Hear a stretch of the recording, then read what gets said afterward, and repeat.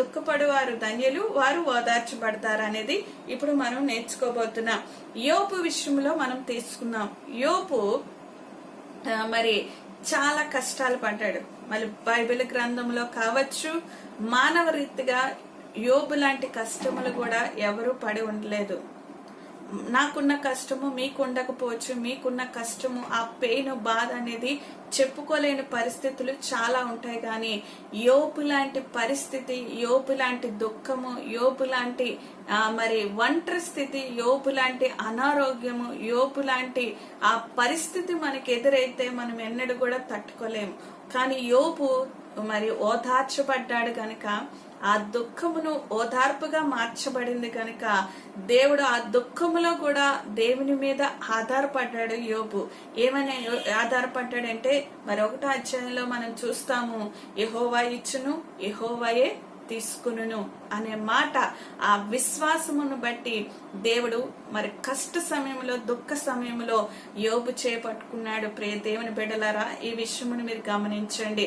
సాతానుడు వచ్చి సమస్తమును కూడా తీసివేస్తానన్నప్పుడు దేవుడు అధికారం ఇచ్చాడు. కానీ ప్రాణమును ముట్టే అధికారము మరి దేవుడు సాతానుడికి ఇవ్వలేదు గనుక మరి ఆయన చేపట్టుకున్నాడు, అప్పుడే పట్టుకున్నాడు. ఆ విషయమును మీరు గమనించండి. ప్రాణము తీసే అధికారం ఇవ్వలేదంటే యోబు చేయ అప్పుడే దేవుడు పట్టుకొని ఉన్నాడు. మరి యోబు మరి కృంగిపోతున్నప్పుడు, దుఃఖం కలిగినప్పుడు, కన్నీరు కాచినప్పుడు, భార్య బిడ్డలందరూ కూడా చనిపోయారు, భార్య విడిచిపోయింది, మరి ఆస్తిపాస్తులన్నీ కూడా మరి గాలిలా కొట్టుకొని వెళ్ళిపోయినప్పుడు యోబు ఒక్కడే ఒంటరి స్థితిని అనుభవించాడు. ఒక్కడే దేవుని వైపు చూశాడు, దేవుని మీద ఆధారపడ్డాడు. దేవుణ్ణి కూడా మరి విడిచిపెట్టకుండా దేవుని మీదే ఆధారపడుతూ నాకు సహాయం చేయమని ప్రార్థన చేయడము యోబుని మనం చూస్తాము. ఈ యోబు గ్రంథాన్ని మనం ధ్యానించినట్లయితే ఇవన్నీ కూడా మనకు ఉంటాయి. 3 స్నేహితులు కూడా మరి యోబుని విమర్శించినప్పుడు, భార్య విమర్శించినా సరే అతను గట్టిగా ఒక నిర్ణయం తీసుకొని ఓదార్చబడ్డాడు. ఎలాగో తెలుసా? చేయి పట్టుకున్నాడు దేవుడు. యోబు చేయి పట్టుకున్నాడు గనక, విడిచిపెట్టలేదు గనక ఆయన ఓదార్చబడ్డాడు. మీకున్న దుఃఖ సమయంలో యేసు మీతో ఉన్నట్లయితే మీ చేయి పట్టుకుంటాడు.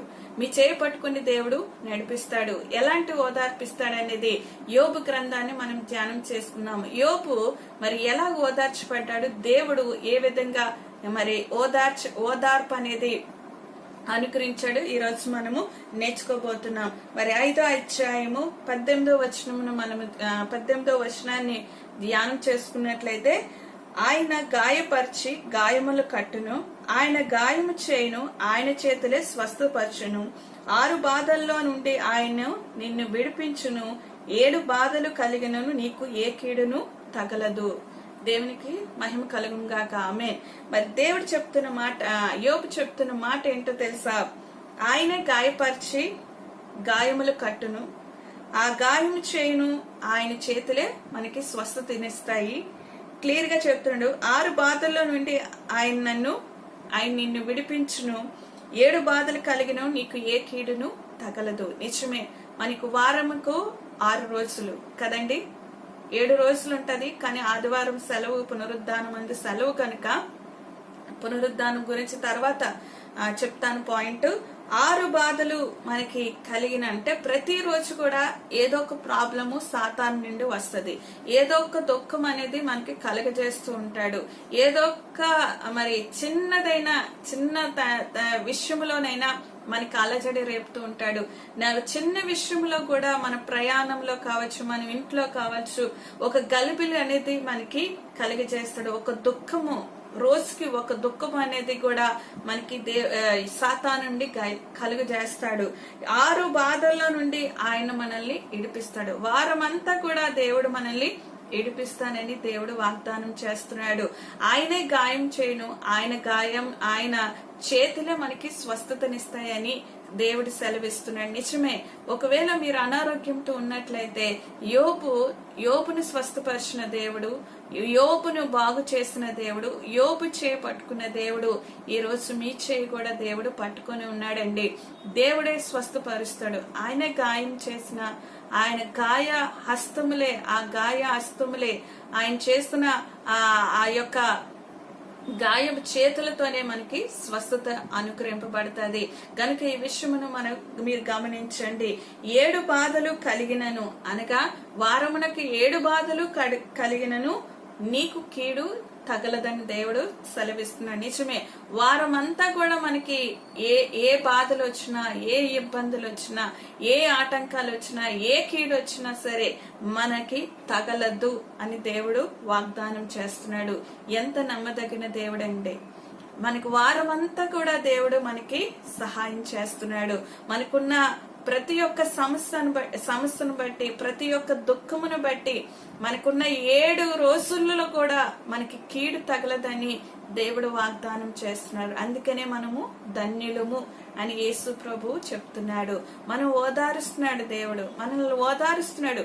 మీకు 7 రోజులు ఉన్నాయి కదా వారానికి, 7 రోజులు మీకు బాధలు కలిగినను మీకు కీడు తగలదని దేవుడు ఓదారుస్తున్నాడు మనల్ని. మనకి ఇంత మంచి దేవుడు, ఇంత ఓదార్చిన వాడు, ఇంత బలపరిచేవాడు మనకి ఎక్కడ దొరుకుతాడండి? ఒకసారి ఆలోచించండి. యేసుని నమ్మండి, యేసు యొద్దకు రండి, యేసు యందు విశ్వాసం ఉంచండి, యేసు యందు నిరీక్షించండి. ఆయనే ఓదార్చువాడు, ఆయనే మనల్ని బలపరచువాడు, ఆయనే మనల్ని స్వస్థపరచువాడు, ఆయనే మనల్ని విడిపించేవాడు, మనకి ఇరుకులో విశాలతను కలుగజేసేవాడు ప్రభువైన యేసుక్రీస్తు మాత్రమే. కనుక ఈ విషయమును మీరు గమనించండి. మనము ఒకవేళ పస్తులున్న బాధలతో, ఆర్థిక సమస్యలతో మనం ఉన్నట్లయితే మరణము వరకు కూడా దేవుడు తీసుకువెళ్లకుండా మనల్ని విడిపిస్తాడు. మనం పస్తులు ఉండవసరం లేదు, మన బాధలు పడవసరం లేదు, మన కష్టం పడవసరం లేదు. యేసు మనతో ఉంటే, మన గృహంలో ఉంటే, మన జీవితంలో ఉంటే, మనకున్న అవసరతలన్నిటినీ కూడా ఆయన తీర్చేవాడు, మనకు అనుకరించేవాడు, మన శరీరాన్ని బాగుపరుస్తాడు, మన ఆత్మీయ స్థితిని బాగుపరుస్తాడు. అందుకని యేసుని నమ్ముకున్నట్లయితే, అందుకని మనము ధన్యులుగా మనము ఎంచబడతాం. ప్రియ దేవుని బిడ్డలారా,